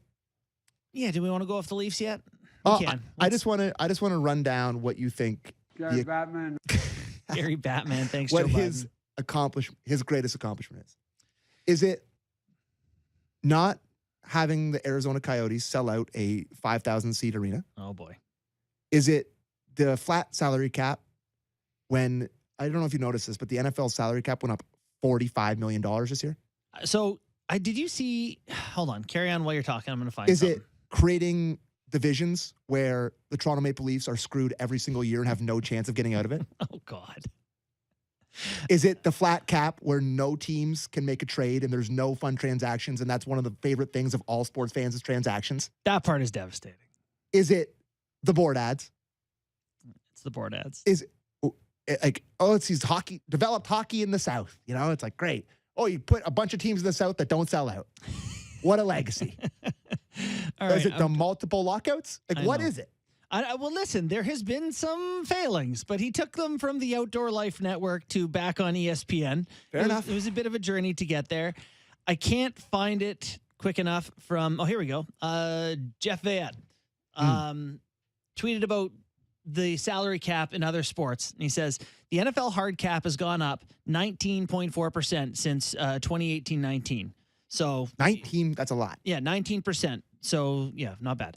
The NBA is a soft cap, but it's gone up 22.8% since 2018-19. So, about the same time frame, 20%. The NBA, NFL, and the NHL has gone up 4.8% over that same time. It's not good enough. No, I mean, we're getting smoked by these other leagues where the Yes. players are getting, and so whatever it is those other leagues have done to help them bridge the pandemic years and whatever else, you got NHL players paying back escrow and whatever. And you're right, it's hurting the game. The Canucks have to take back Anthony Beauvillier to make a trade. Just, It's not not. that he's a bad player, but Listen, I also don't want to sit here and be like, hockey is as popular as football. no. Or as, well, like in the States. I understand that that's part of it. It's popularity, it's eyeballs, all that stuff goes into it. But like, there's just so many things that I hate about the sport I think this that are a direct result of what Gary Bettman has done. for his. Sorry. Yeah. No, Sorry, Gary. Listen, people. I'm sorry, Gary. I don't know of any commissioner of a sports league where people are like, that man does a good job. Everyone's frustrated all the time by Well, certain things. Adam Silver, he had a run there. He did have a run when he first came in, and he sent Donald Sterling packing, and he was really doing a great job. I'm not sure really any China turned it a little bit? there was a little bit of that China turned it, and I'm trying to think of, everyone hates Goodell. Yeah, so Goodell is Goodell legitimately the makes most hate. 45 million a year, he and does he's not like, care. hate me. He does not care. And No, but bathing in money. and if Kyper was here, I bet you Kyper would stick up for Bettman. of course, and Kyper would say the right thing. He says he does not care what I think. No. He does not care what the players think. He doesn't care. The people he cares about are the 32 people that Sign his checks. That Essentially, the give the owners. money. Yeah. that's who he serves. And I think a fair point to be made was if you're saying that's Bettman's job, and if you look at the value of franchises over Bettman's tenure, Gone and up. the percentage that they have increased is probably not that far out of line with NBA franchises. Like, the Leafs are worth a lot. billions now, $2 billion. And I watched that Ballard documentary, and he bought him for change he had in his cushions. I haven't watched that yet, but I'm looking forward to it. It's Tonight, maybe the night. yeah. It's you're not going to miss any great hockey tonight. No? No. It's Well, a couple lopsided affairs. so Although I am on television. the question, I get serving the owners, and I understand that. And I guess maybe it's because a lot of the people that care about the ins and outs of the salary cap are in your markets that are going to be there regardless, Right. like me. But see, this is the thing. I think I'm watching every like Gary Bettman can do whatever the hell he wants. Old Joe Smo that lives in Etobicoke. I think they've abused that though. For sure. There's no doubt. It, like, oh, Canadian fans will be there. Yeah, but like they will be there. That's the thing. He can live under this assumption that they are going to be there. Like the Habs are still close to selling out. They stink. They're horrible. They're talking about, somebody Pavard. I don't know. So Coffey's out, Caulfield's out, and they're like, "Can we interest you in Harvey Pinard?" Yeah, and everyone's like, "You sure can." Yeah, like they're like, we got the Laval line. It's like, cool. How about the Montreal line? Do you have any Canadians? I think it drives me nuts. I think it just is a factor of me being selfish and being a Leaf fan that the Leafs got paid legitimately $1 billion by Scotiabank for the naming rights of their arena. Is that true? It was like $885 million. Yeah. And they can spend $80 million on their team. Yeah. So it's like they have to. And I actually don't even think the owner MLSE likes that. I'm sure they'd love to be able to spend another $20 million. Of course. And it's not like I'm saying they should be the Dodgers and spend $400 million on their team. Right. But if they could spend $120 million on their team. Yeah. And they could be like, you know what? We don't have to have the conversation being like, you know what, Zach Hyman, you do get to play here. Yeah, you'd love to have 5 teams against the salary cap jammed up against it because they're all-in years and they've kept Hyman, Mikheyev, and Connor I'm just Brown. quickly pulling up Cap Friendly here and talk amongst yourselves while I'm doing this. But all these teams, look at like LTIR, which is kind of like a luxury tax. People use it that way now. If anyone has a Vegas has bump, four people on it. Montreal, 9. Edmonton, 4. Washington, 5. Yeah. Tampa Bay, 1. Shocking. Leafs, 6. Florida, 3. Vancouver, 4. 4, 3, 7. Down the list, it's like they're already screwing with you. But you know what's actually... They're loopholing you to death. What's most interesting about that is all those teams you named are the teams that are up against the cap, the top 10. You look at the teams at the bottom, and there's no one on LTIR for the bottom 10 teams because they don't have to worry about the cap, so they just...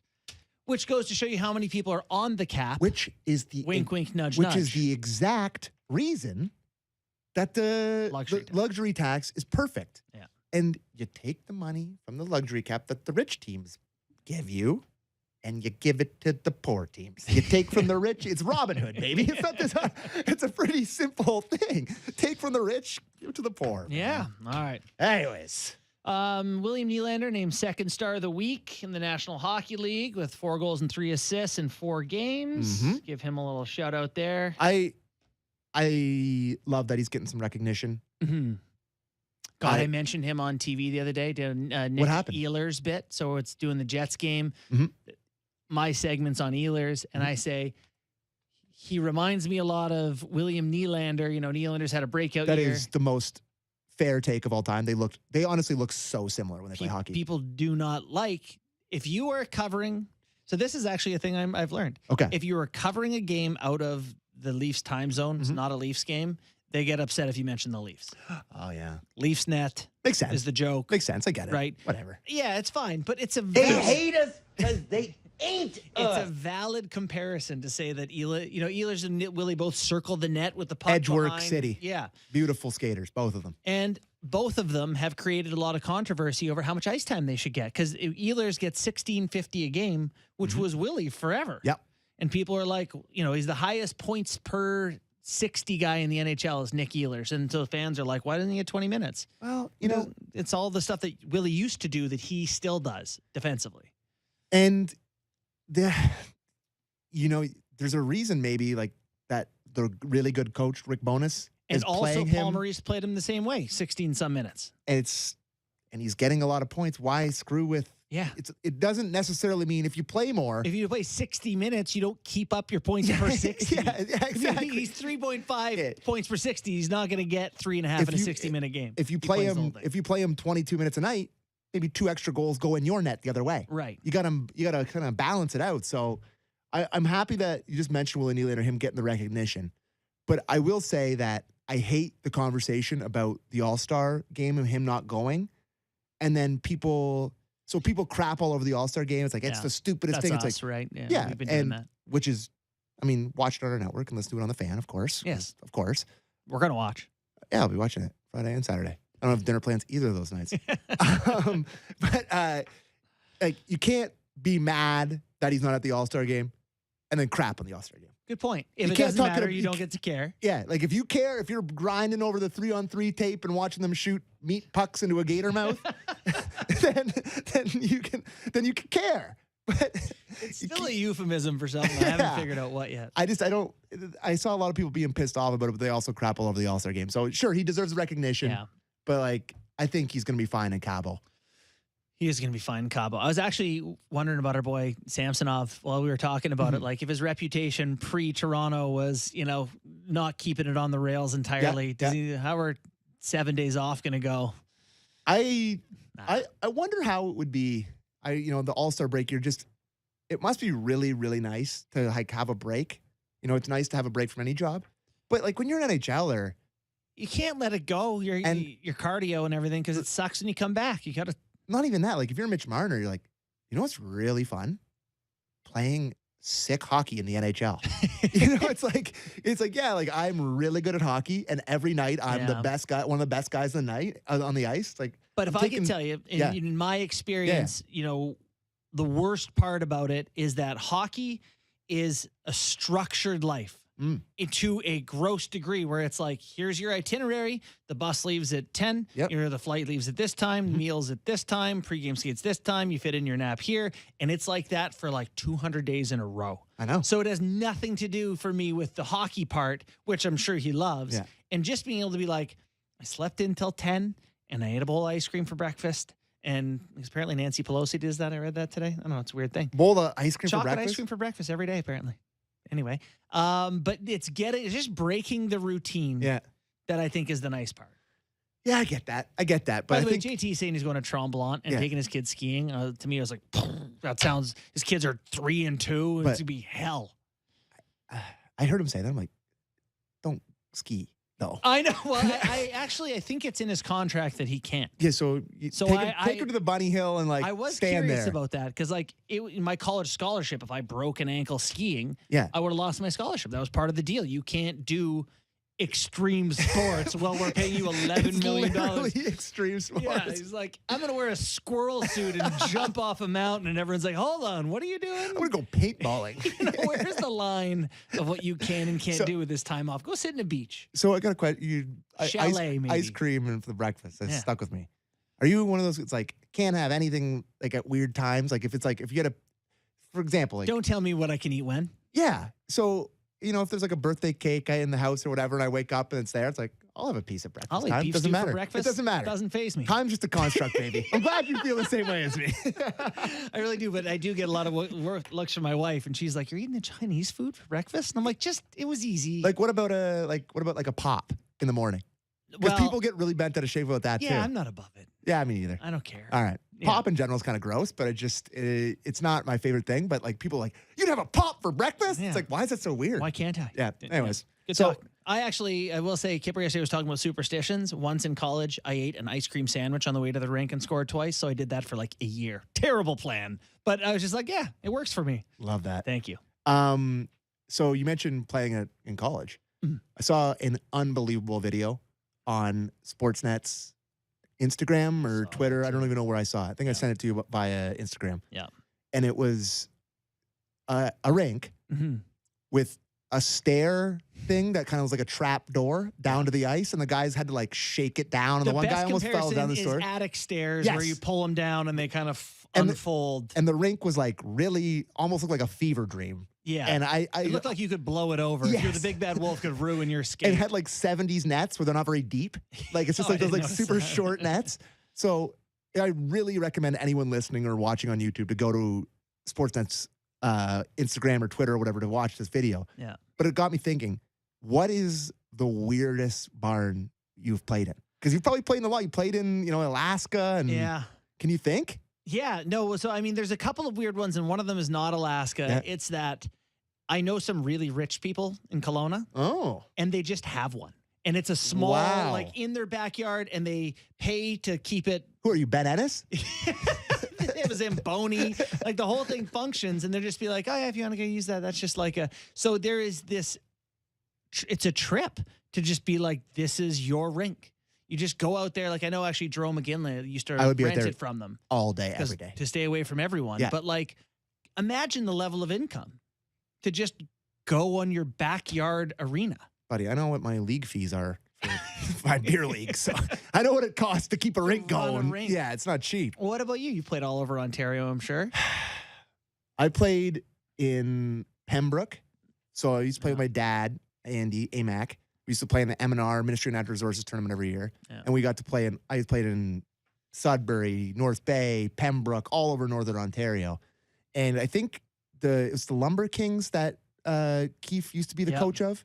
Owner, coach. So I played at that arena, and the boards were on. The benches were on opposite sides. Oh, that's classic. So you could imagine what in the early 1900s games in Pembroke looked like.